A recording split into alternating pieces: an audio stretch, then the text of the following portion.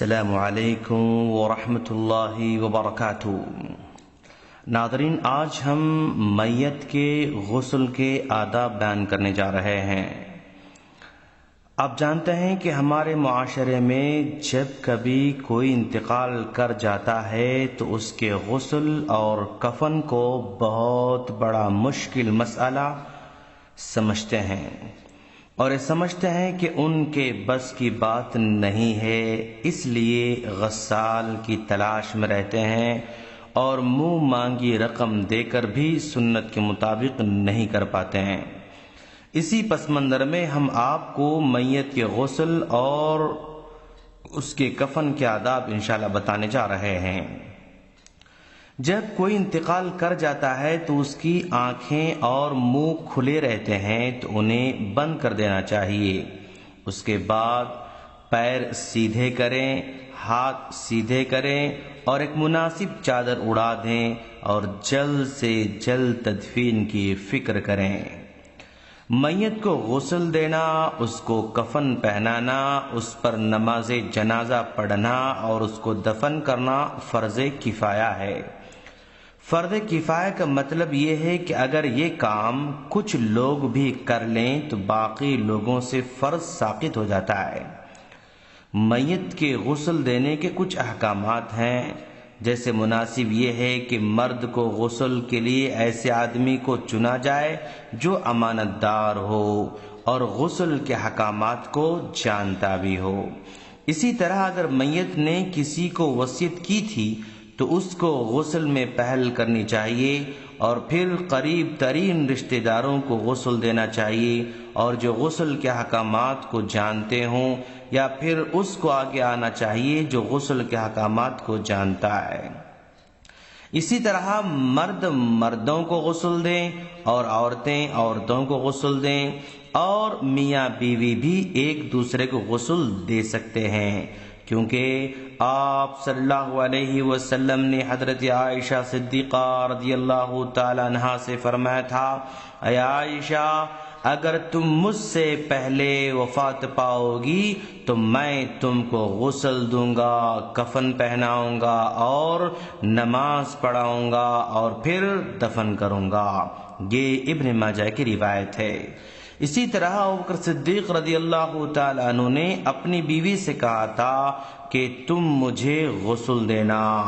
ان احادیث سے پتہ چلا کہ شوہر بیوی کو غسل دے سکتا ہے اور اسی طرح بیوی شوہر کو غسل دے سکتی ہے، لیکن ہمارے معاشرے میں انتقال کے بعد میاں بیوی کو غسل دینا تو درکنار ایک دوسرے کو دیکھنے بھی نہیں دیتے ہیں، جو کہ مکمل طور پر غلط ہے دوستو۔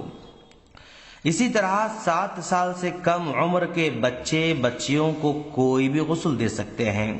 جنگ میں شہید ہونے والے کو غسل نہیں دیا جائے گا، نہ نماز پڑھی جائے گی، بلکہ اس کے کپڑوں میں اس کو دفن کیا جائے گا، اور دیوار گر کر یا ڈوب کر مرنے والا اگرچہ کہ شہادت کا درجہ پا لیتا ہے، لیکن ان کو غسل بھی دیا جائے گا، کفن بھی پہنایا جائے گا اور نماز جنازہ بھی پڑھی جائے گی۔ غسل با پردہ جگہ میں دیا جائے، اور جس آدمی کا میت کے غسل کے ساتھ کوئی تعلق نہ ہو اس کا وہاں آنا مناسب نہیں ہے۔ ناظرین، میت کو غسل دینے کا ہم طریقہ بتانے جا رہے ہیں۔ سب سے پہلی بات، میت کو غسل والی چارپائی پر رکھا جائے اور باقی کپڑے اتار دیے جائیں، اس کے سطر کو کپڑے سے ڈھانپ دیں۔ غسل دینے والے کے لیے مستحب ہے کہ وہ غسل کے وقت اپنے ہاتھ پر کوئی کپڑا لپیٹے یا کوئی دستانے پہن لے، اور غسل دینے والا میت کے سر کو انسان کے بیٹھنے کے برابر بلند کرے، پھر اپنے ہاتھ کو اس کے پیٹ پر پھیرے اور آہستہ سے دباتا رہے، پھر اس کی اگلی اور پچھلی شرمگاہ کو صاف کرے، جو نجاست وغیرہ لگی ہو اسے دھو دے۔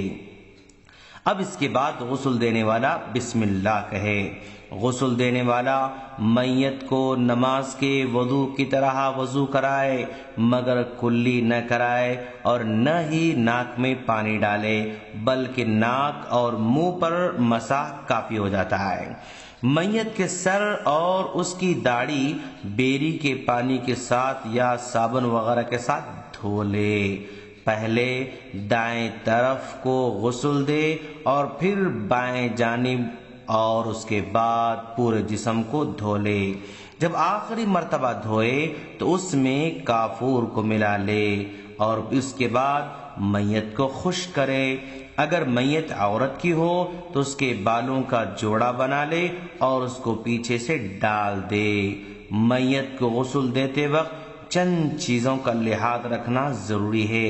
ایک مرتبہ دھونا واجب ہے جس سے صفائی حاصل ہو جائے، اور 3 مرتبہ دھونا مستحب ہے اگرچہ کہ پہلے ہی سے صفائی حاصل کیوں نہ ہو چکی ہو۔